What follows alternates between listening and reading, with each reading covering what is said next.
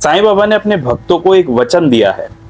साईं बाबा कहते हैं कि आप उनको फिजिकल बॉडी में शिरडी में बैठे हुए देखते हैं और वो शिरडी में बैठे हुए हैं, लेकिन उनका जो भक्त है वो अगर 7 समुद्र पार भी बैठा होगा और उसके बाद वो कुछ भी करेगा, वो तुरंत बाबा को मालूम पड़ जाएगा कि वो क्या कर रहा है और किस अवस्था में है।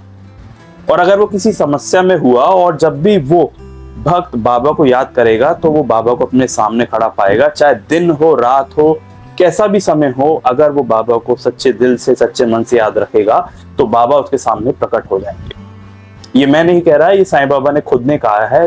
और ये प्रत्यक्ष जब वो फिजिकल बॉडी में प्रेजेंट थे, वैसे तो बाबा हर जगह प्रेजेंट थे, लेकिन जब वो फिजिकल बॉडी में प्रेजेंट थे तब उन्होंने ये बात अपने भक्तों से कही है। और ये बात साईं सच्चरित्र चैप्टर 15 में भी आपको पढ़ने को मिलेगी, जब बाबा ने ये वचन कहा था कि जब भी उनको याद करोगे और उनके सामने जो है वो इच्छा प्रकट करोगे तो बाबा तुम्हारे सामने किसी भी वक्त किसी भी समय प्रकट हो जाएंगे।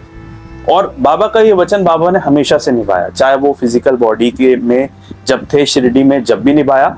और जैसे कि काशीराम सिंपी बाबा के एक भक्त थे, उनको डकैतों ने घेर लिया और उसके बाद उनसे लूटपाट करने की कोशिश की, जिस वजह से उनको बहुत मारा, उनको आधमरा कर दिया। वहीं दूसरी तरफ शिरडी में जो है बाबा वहीं पर बैठे थे और उन्हें इस समस्या के बारे में पता लग गया और वो जोर जोर से आवाजें निकालने लगे। जब सब भक्त ये देख रहे थे तो वो सोच के परेशान थे कि बाबा को आखिर हुआ क्या। लेकिन कुछ समय बाद एक गाड़ी आई जो बाबा के भक्त काशीराम सिंपी को अधमरी अवस्था में शिरडी में लेकर आई और काशीराम सिंपी किसी चिकित्सक के पास न जाकर बाबा के पास गए और उसके बाद बाबा की कृपा से वो ठीक भी हो गए। ये बात बताती है कि बाबा ने किस तरीके से उनके प्राणों की रक्षा की उन डकैतों के बीच में।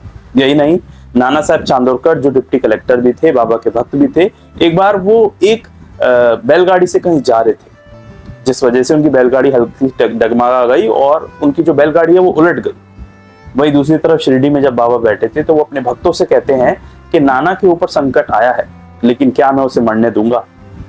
अच्छा, उस वक्त भक्तों को समझ में नहीं आ रहा था बाबा किसकी तरफ इशारा कर रहे हैं, लेकिन जब नाना साहब चांदोरकर ने खुद ये बात बताई कि उनकी जान बाल बाल बची है, तब भक्तों ने उन्हें बताया कि असल में शिरडी में बाबा ने ये बात पहले ही बता दी थी और ठीक उसी समय, जिस समय की घटना वो बता रहे हैं, उसी समय बाबा ने शिरडी में बैठे बैठे ये बोला था कि उसको मैं मरने कैसे दे सकता हूँ।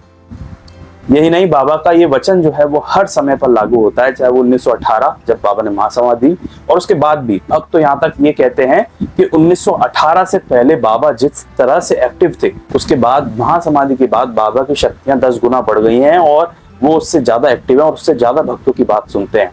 और ये आश्चर्य की बात नहीं है, ये एक सीधा साधा एक भक्त और उनके भगवान के बीच की बात है। क्योंकि कई सारे भक्त मैंने ऐसे जिनके बारे में पढ़ा है जो हर बार ये बात कहते हैं कि लोग समझते हैं कि 1918 में बाबा ने महासमाधि ली, लेकिन ऐसा नहीं है।